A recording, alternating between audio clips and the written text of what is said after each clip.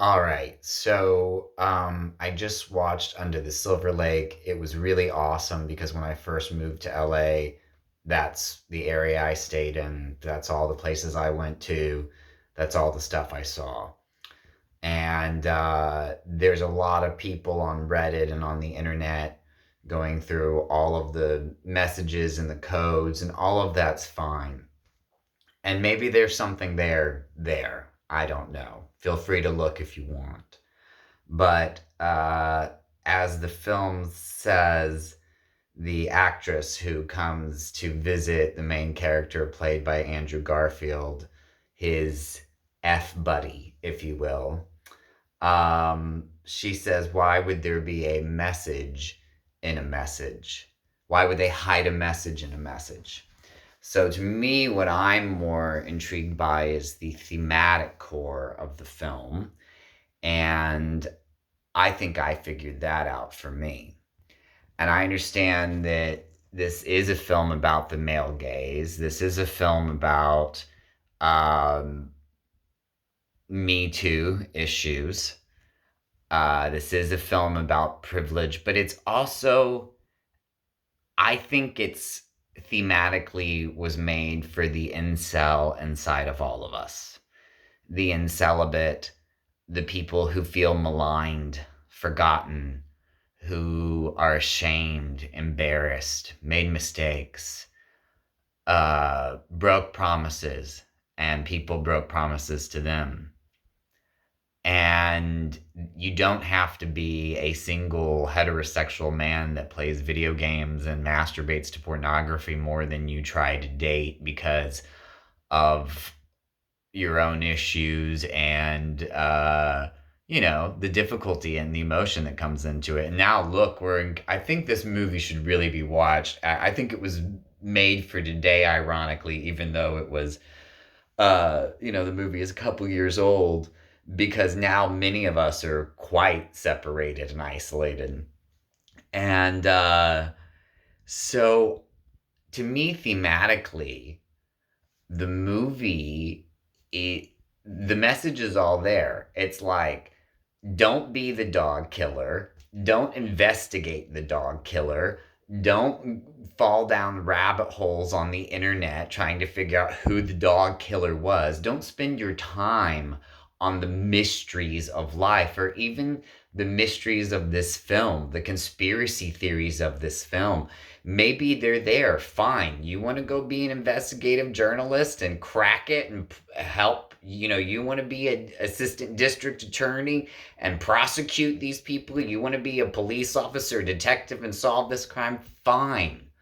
But don't waste your life in the past and the regret of the relationship that Andrew Garfield talks about, the breakup, the way you thought things should have been, that they should have come sooner to you by now, that they will even come or never come. It's actually about go out and get a dog. She even says that to him. She says, go find some unconditional love. And when you go get that dog, don't just walk it once or twice.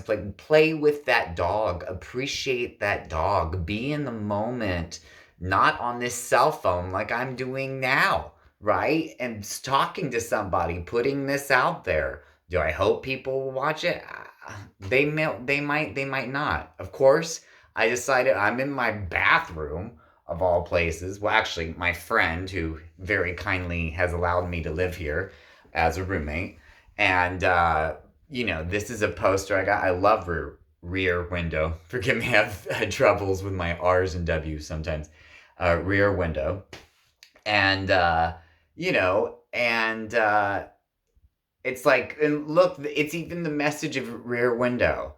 It's like, don't looky loo on someone else's life. Go have a life. I mean, my God, you have the option of marrying Grace Kelly. Go for it. It's Grace Kelly. And I think that's what the film's about. Go get a dog. And at the end, when he goes and he's sleeping with the older woman who has all of the birds, like, she's very beautiful. She's very attractive.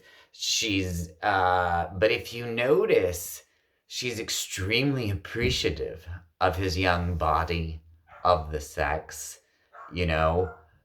We don't know, but how long has she been single, like Andrew Garfield, like so many of us have been single?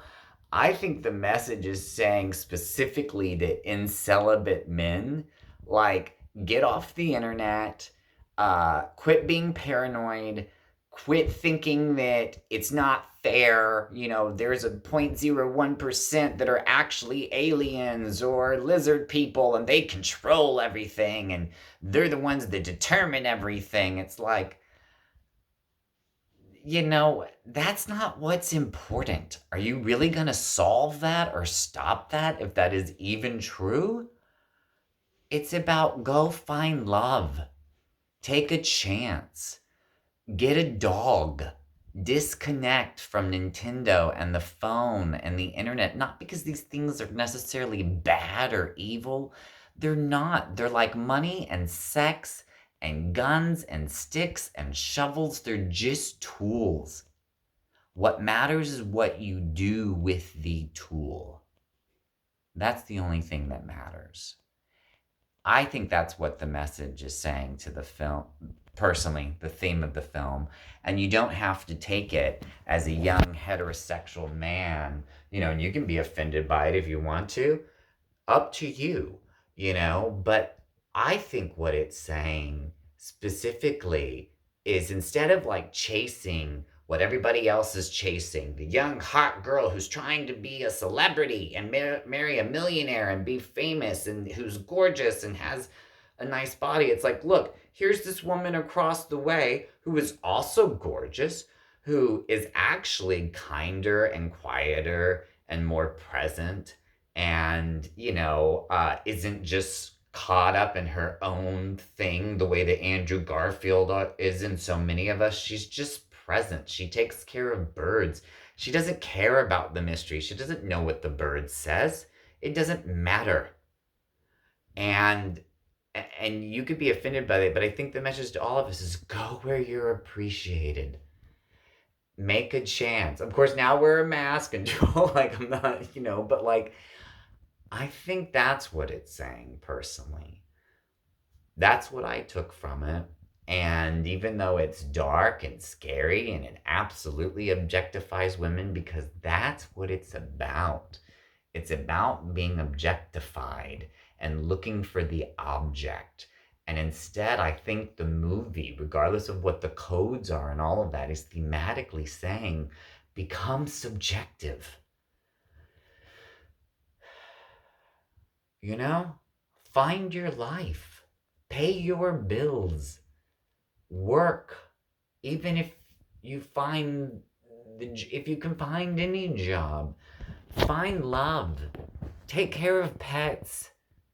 Find unconditional love. Learn to love unconditionally. All right. Thanks for watching.